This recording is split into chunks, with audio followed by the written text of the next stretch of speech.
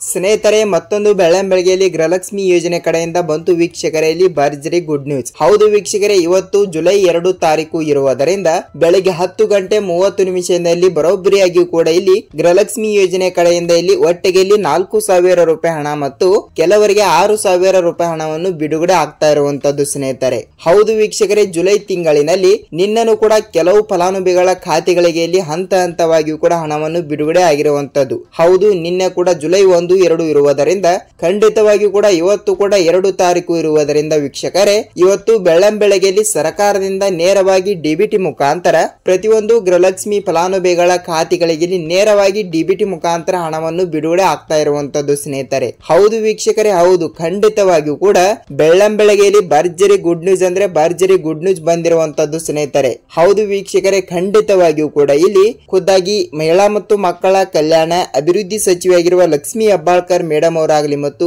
ರಾಜ್ಯದ ಮುಖ್ಯಮಂತ್ರಿಯಾಗಿರುವ CM Siddaramaiah sir ಅವರಾಗಲಿ ಮತ್ತು ರಾಜ್ಯದ ಉಪಮುಖ್ಯಮಂತ್ರಿಯಾಗಿರುವ ಡಿ.ಕೆ. ಶಿವಕುಮಾರ್ ಸರ್ ಅವರು ಕೂಡ ಗೃಹಲಕ್ಷ್ಮಿ ಯೋಜನೆ ಕಡೆಯಿಂದ ಸಂಪೂರ್ಣವಾದ ಮಾಹಿತಿ ಕೂಡ ಅವರು ಕೂಡ ಇಲ್ಲಿ ಏನು ಕೊಟ್ಟಿದ್ದಾರೆ ಅಂದರೆ ನಾವು ಎಲ್ಲರೂ ಕೂಡ ತಿಳಿದುಕೊಳ್ಳಬೇಕಾಗಿರುವ ವಿಷಯ ಏನೆಂದರೆ ಗೃಹಲಕ್ಷ್ಮಿ ಯೋಜನೆ ಕಡೆಯಿಂದ ಸಂಪೂರ್ಣವಾದ ಮಾಹಿತಿ ಏನು ಬಂದಿದೆ ಏನು ಇಲ್ಲ ಅಂತ ನಾವು ಸಂಪೂರ್ಣವಾದ ಮಾಹಿತಿಯನ್ನು ಈ ವಿಡಿಯೋದಲ್ಲಿ ಪೂರ್ತಿಯಾಗಿ ಪ್ರಯೋಜನ ಮಾಡ್ತಾ ಇರ್ತೀವಿ. ಸೊ ಖಂಡಿತವಾಗಿಯೂ ಕೂಡ ಇಲ್ಲಿ ಈಗಾಗಲೇ 20ನೇ ಕಂತಿನ ತನಕ ಹಣವನ್ನು ಪಡೆದುಕೊಂಡವರಿಗೆ ಮಾತ್ರ ವೀಕ್ಷಕರೇ. ಹೌದು ಹೌದು ಹೌದು, ಏಕೆಂದರೆ ಈಗಾಗಲೇ ಗೃಹಲಕ್ಷ್ಮಿ ಯೋಜನೆ ಕಡೆಯಿಂದ 20ನೇ ಕಂತಿನ ತನಕ ಮಾತ್ರ ಇಲ್ಲಿ ಹಣವನ್ನು ಬಿಡುಗಡೆ ಆಗಿರುವಂತದ್ದು. ಹೌದು, ಗೃಹಲಕ್ಷ್ಮಿ ಯೋಜನೆ ಕಡೆಯಿಂದ 20ನೇ ಕಂತಿನ ಹಣವನ್ನು ಪಡೆದುಕೊಂಡವರಿಗೆ ಮಾತ್ರ ಇಲ್ಲಿ 21ನೇ ಕಂತಿನ 2,000 ಮತ್ತು ಅದೇ ರೀತಿಯಾಗಿಯೂ ಕೂಡ 22ನೇ ಕಂತಿನ ಕೂಡ 2,000 ಸ್ನೇಹಿತರೆ. ಹೌದು ವೀಕ್ಷಕರೇ, ಹೌದು, ಖಂಡಿತವಾಗಿಯೂ ಕೂಡ ಇಲ್ಲಿ ಕೆಲವರಿಗೆ 4,000 ರೂಪಾಯಿ ಹಣ ಜಮಾವಣೆ ಆಗಬೇಕು ಮತ್ತು ಕೆಲವರಿಗೆ 6,000 ರೂಪಾಯಿ ಹಣವನ್ನು ಕೂಡ ಜಮಾವಣೆ ಆಗಬೇಕು.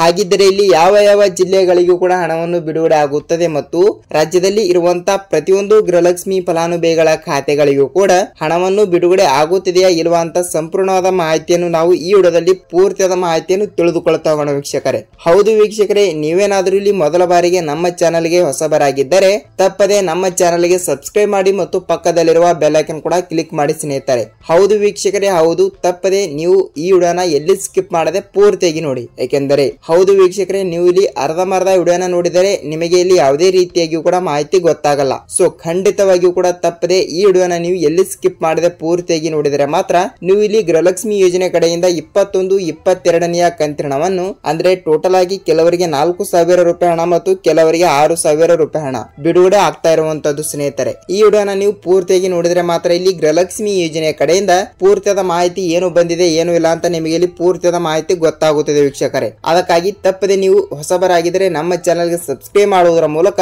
ಈ ವಿಡಿಯೋನ ನೀವು ಎಲ್ಲಿ ಸ್ಕಿಪ್ ಮಾಡದೆ ಪೂರ್ತಿಯಾಗಿ ನೋಡಿ ಸ್ನೇಹಿತರೆ. ಹೌದು, ಹಾಗಿದ್ರೆ ಬನ್ನಿ, ತುಂಬಾ ಲೆಂತ್ ಆಗುತ್ತದೆ ವಿಡಿಯೋನ ನಾವು ಸ್ಟಾರ್ಟ್ ಮಾಡೋಣ ಸ್ನೇಹಿತರೆ. ಹೌದು, ರಾಜ್ಯದಲ್ಲಿ ಇರುವಂತಹ ಪ್ರತಿಯೊಂದು ಗೃಹಲಕ್ಷ್ಮಿ ಫಲಾನುಭವಿಗಳ ಖಾತೆಗಳಿಗೂ ಕೂಡ ಈಗಾಗಲೇ ನೋಡಿ ವೀಕ್ಷಕರೇ 1,30,30,35 ಲಕ್ಷ ಗೃಹಲಕ್ಷ್ಮಿ ಫಲಾನುಭವಿಗಳು ಇರುವಂತದ್ದು. ಹೌದು ವೀಕ್ಷಕರೇ, ರಾಜ್ಯದಲ್ಲಿ ಇರುವಂತಹ 30-31 ಜಿಲ್ಲೆಗಳಲ್ಲಿ ಇರುವಂತಹ 1,40,00,000 ಲಕ್ಷ ಗೃಹಲಕ್ಷ್ಮಿ ಫಲಾನುಭವಿಗಳು ಅಂದ್ರೆ ಇಲ್ಲಿ ನೋಡಿ ವೀಕ್ಷಕರೇ, ಪ್ರತಿಯೊಬ್ಬ ಫಲಾನುಭವಿಗೆ ಇಲ್ಲಿ ಪ್ರತಿ ತಿಂಗಳು ಕೂಡ 2,000 ರೂಪಾಯಿ ಹಣವನ್ನು ಬಿಡುಗಡೆ ಮಾಡಲೇಬೇಕು. ಹೌದು ವೀಕ್ಷಕರೇ, ಹೌದು, ಖಂಡಿತವಾಗಿಯೂ ಕೂಡ ಪ್ರತಿ ತಿಂಗಳು ಕೂಡ ಇಲ್ಲಿ ಹಂತ ಹಂತವಾಗಿಯೂ ಕೂಡ ಹಣವನ್ನು ಹಂತ ಹಂತಗಳಾಗಿ ಬಿಡುಗಡೆ ಆಗಲೇಬೇಕು. ಸೊ ಖಂಡಿತವಾಗಿಯೂ ಕೂಡ ಇಲ್ಲಿ ಮಹಿಳಾ ಮತ್ತು ಮಕ್ಕಳ ಕಲ್ಯಾಣ ಅಭಿವೃದ್ಧಿ ಸಚಿವೆಯಾಗಿರುವ ಲಕ್ಷ್ಮಿ ಹೆಬ್ಬಾಳ್ಕರ್ ಮೇಡಮ್ ಅವರಾಗಲಿ ಮತ್ತು ರಾಜ್ಯದ ಮುಖ್ಯಮಂತ್ರಿಯಾಗಿರುವ ಇಲ್ಲಿ ಸಿಎಂ ಸಿದ್ದರಾಮಯ್ಯ ಸರ್ ಅವರಾಗಲಿ ವೀಕ್ಷಕರೇ, ಹೌದು, ಅವರು ಕೂಡ ಇಲ್ಲಿ ಗೃಹಲಕ್ಷ್ಮಿ ಯೋಜನೆ ಕಡೆಯಿಂದ 21, 22ನೇ ಕಂತಿನ ಕೂಡ ಯಾವಾಗ ಬಿಡುಗಡೆ ಮಾಡುತ್ತಾರೆ ಅಂತ ಇಲ್ಲಿ ಎಲ್ಲಾ ಫಲಾನುಭವಿಗಳು ಕೂಡ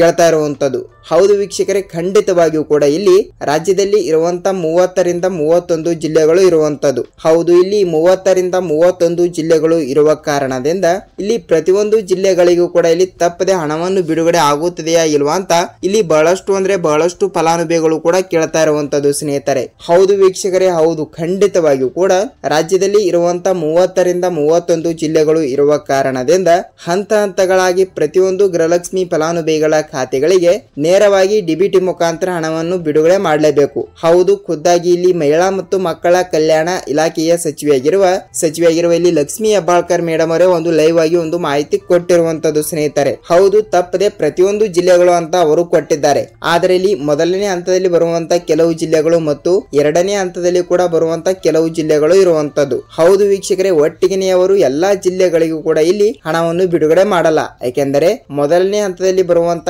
ಕೆಲವು ಜಿಲ್ಲೆಗಳು ಮತ್ತು ಎರಡನೇ ಹಂತದಲ್ಲಿ ಕೂಡ ಬರುವಂತ ಕೆಲವು ಜಿಲ್ಲೆಗಳು. ಹೌದು ವೀಕ್ಷಕರೇ, ಮೊದಲನೇ ಹಂತದಲ್ಲಿ ಬರುವಂತ ಜಿಲ್ಲೆಗಳು ಯಾವುವು ಅಂತ ತಿಳಿದುಕೊಳ್ತಾ ಹೋದ್ರೆ ನೋಡಿ ವೀಕ್ಷಕರೇ, ನಾನು ಹೇಳಿರುವ ಈ ಜಿಲ್ಲೆಗಳಲ್ಲಿ ನಿಮ್ಮ ಜಿಲ್ಲೆನೂ ಕೂಡ ಒಂದು ಆಗಿರುತ್ತದೆ. ಹಾಗಿದ್ರೆ ಆ ಜಿಲ್ಲೆಗಳಲ್ಲಿ ಕೂಡ ನೀವು ಕೂಡ ಒಬ್ಬರಾಗಿದ್ದರೆ ಖಂಡಿತವಾಗಿಯೂ ಕೂಡ ನಿಮ್ಮ ಖಾತೆಗಳಿಗೆ ಇವತ್ತು ಮಧ್ಯಾಹ್ನದಿಂದ ಇಲ್ಲವಾದರೆ ಇವತ್ತು ಮುಂಜಾನೆ ಇಲ್ಲವಾದರೆ ನಾಳೆ ಮುಂಜಾನೆದಿಂದ ತಪ್ಪದೆ ಹಣವನ್ನು ನಿಮ್ಮ ಖಾತೆಗಳಿಗೆ ಬಂದು ಜಮಾವಣೆ ಆಗುತ್ತದೆ ವೀಕ್ಷಕರೇ. ಹಾಗಿದ್ರೆ ನೋಡಿ ವೀಕ್ಷಕರೇ, ಇಲ್ಲಿ ಯಾವ ಜಿಲ್ಲೆಗಳು ಅಂತ ನಾವು ನೋಡ್ತಾ ಹೋದ್ರೆ ನೋಡಿ, ಇಲ್ಲಿ ಚಿಕ್ಕಬಳ್ಳಾಪುರ ಜಿಲ್ಲೆ, ದೊಡ್ಡಬಳ್ಳಾಪುರ ಜಿಲ್ಲೆ, ಚಾಮರಾಜನಗರ ಜಿಲ್ಲೆ, ಬೆಂಗಳೂರು ಜಿಲ್ಲೆ, ಬೆಂಗಳೂರು ಗ್ರಾಮಾಂತರ ಜಿಲ್ಲೆ, ರಾಮನಗರ ಜಿಲ್ಲೆ, ಮೈಸೂರು ಜಿಲ್ಲೆ, ಮಂಡ್ಯ ಜಿಲ್ಲೆ, ಚಿತ್ರದುರ್ಗ ಜಿಲ್ಲೆ, ತುಮಕೂರು ಜಿಲ್ಲೆ, ಬಳ್ಳಾರಿ ಜಿಲ್ಲೆ, ಹಾಸನ ಜಿಲ್ಲೆ, ಶಿವಮೊಗ್ಗ ಜಿಲ್ಲೆ, ಹಾವೇರಿ ಜಿಲ್ಲೆ, ಮಂಗಳೂರು ಜಿಲ್ಲೆ, ಮಂಡ್ಯ ಜಿಲ್ಲೆ, ಉತ್ತರ ಕನ್ನಡ ಜಿಲ್ಲೆ, ದಕ್ಷಿಣ ಕನ್ನಡ ಜಿಲ್ಲೆ, ದಾವಣಗೆರೆ ಜಿಲ್ಲೆ, ಕೊಪ್ಪಳ ಜಿಲ್ಲೆ, ಯಾದಗಿರಿ ಜಿಲ್ಲೆ, ಕೋಲಾರ ಜಿಲ್ಲೆ,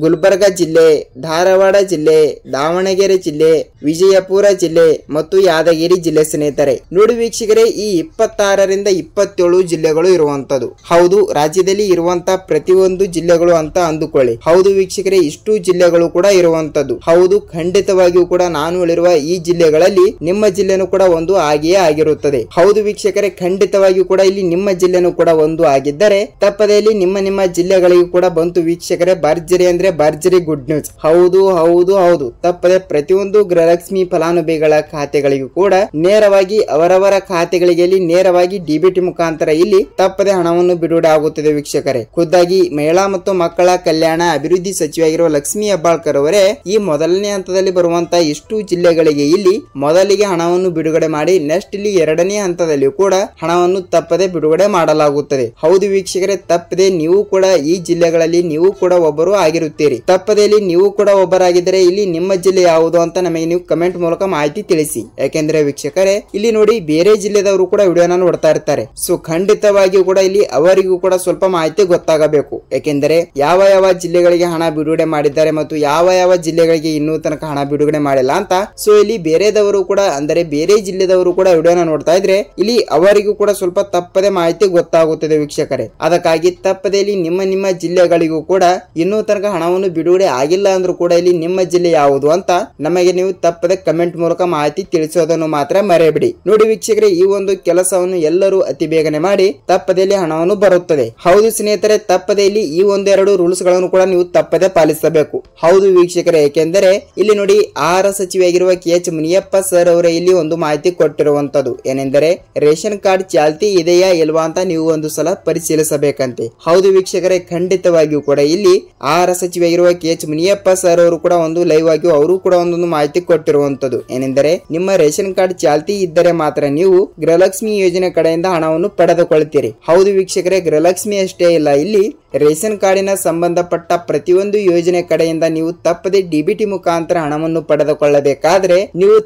ನೀವು ಸೀಡಿಂಗ್ ಮಾಡಿಸಬೇಕು. ಹೌದು ವೀಕ್ಷಕರೇ, ಹೌದು, ನಾನು ಪ್ರತಿಯೊಂದು ವಿಡಿಯೋದಲ್ಲಿ ಕೂಡ ಹೇಳ್ತಾ ಇದ್ದೀನಿ, ಈ ವಿಡಿಯೋದಲ್ಲಿ ಕೂಡ ಹೇಳ್ತಾ ಇದ್ದೀನಿ ಏನೆಂದರೆ ತಪ್ಪದೆ ನೀವು ಸೀಡಿಂಗ್ ಮಾಡಿಸಿಲ್ಲ ಅಂದ್ರೆ ಅತಿ ಬೇಗನೆ ನೀವು ತಪ್ಪದೆ ಸೀಡಿಂಗ್ ಮಾಡಿಸಿ ನೀವು ಹಣವನ್ನು ಪಡೆದುಕೊಳ್ಳಬಹುದು. ಯಾಕೆಂದರೆ ನೀವು ಸೀಡಿಂಗ್ ಮಾಡಿಸಿರುತ್ತೀರಿ, ಓಕೆ, ನೀವು ಕೇಳ್ತೀರಿ ವೀಕ್ಷಕರೇ ಏನೆಂದರೆ ಸರ್ ನಾವು ಸೀಡಿಂಗ್ ಮಾಡಿಸಿದೀವಿ ಮತ್ತೇಕೆ ಹಣವನ್ನು ಬರಬೇಕಾದ್ರೆ ನಾವು ಮತ್ತೆ ಏಕೆ ಸೀಡಿಂಗ್ ಮಾಡಿಸಬೇಕು ಅಂತ ನೀವು ಕೇಳ್ತಾ ಇರ್ತೀರಿ. ನೋಡಿ ವೀಕ್ಷಕರೇ, ನಾನು ಪದೇ ಏಕೆ ಹೇಳ್ತಾ ಇದ್ದೀನಿ ಅಂದ್ರೆ ಅಲ್ಲಿ ಸೀಡಿಂಗ್ ಓಕೆ ಆಗಿರಬೇಕು, ಅಂದ್ರೆ ಆಕ್ಟಿವ್ ಆಗಿರಬೇಕು ಸ್ನೇಹಿತರೆ. ಹೌದು, ಸೀಡಿಂಗ್ ಆಕ್ಟಿವ್ ಆಗಿದ್ದರೆ ಮಾತ್ರ ಇಲ್ಲಿ ನೇರವಾಗಿ ಡಿಬಿಟಿ ಮುಖಾಂತರ ಹಣ ಬರುತ್ತದೆ. ತಪ್ಪದೆ ಅಲ್ಲಿ ನಿಮ್ಮ ಖಾತೆಗಳಿಗೂ ಕೂಡ ನೇರವಾಗಿ ಡಿಬಿಟಿ ಮುಖಾಂತರ ಹಣವನ್ನು ಬಿಡುಗಡೆ ಆಗಬೇಕಾದ್ರೆ ತಪ್ಪದೆ ನೀವು ಸೀಡಿಂಗ್ ಮಾಡಿಸಿದ್ದೀರಾ ಇಲ್ವಾ ಅಂತ ಒಂದು ಸಲ ನಿಮ್ಮ ಬ್ಯಾಂಕಿಗೆ ಹೋಗಿ ನೀವು ಸೀಡಿಂಗ್ ಮಾಡಿಸೋದನ್ನು ಮಾತ್ರ ಮರೆಯಬೇಡಿ ವೀಕ್ಷಕರೇ. ಈ ಒಂದೆರಡು ರೂಲ್ಸ್ ಗಳನ್ನು ಎಲ್ಲರೂ ಕೂಡ ಅತಿ ಬೇಗನೆ ಪಾಲಿಸಿ. ಈಗಾಗಲೇ ಸದ್ಯದಲ್ಲಿ ಜುಲೈ ತಿಂಗಳು ಇರುವುದರಿಂದ ಖಂಡಿತವಾಗಿಯೂ ಕೂಡ 21ನೇ ಕಂತಿನ ರೈತರ ಹಣವನ್ನು ನೇರವಾಗಿ ಖಾತೆಗಳಿಗೆ ಜಮಾವಣೆ ಮಾಡಲಾಗುತ್ತದೆ ವೀಕ್ಷಕರೇ.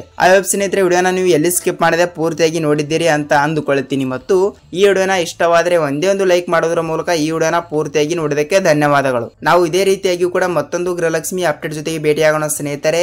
ಅಲ್ಲಿ ತನಕ ಎಲ್ಲರಿಗೂ ನಮಸ್ಕಾರ.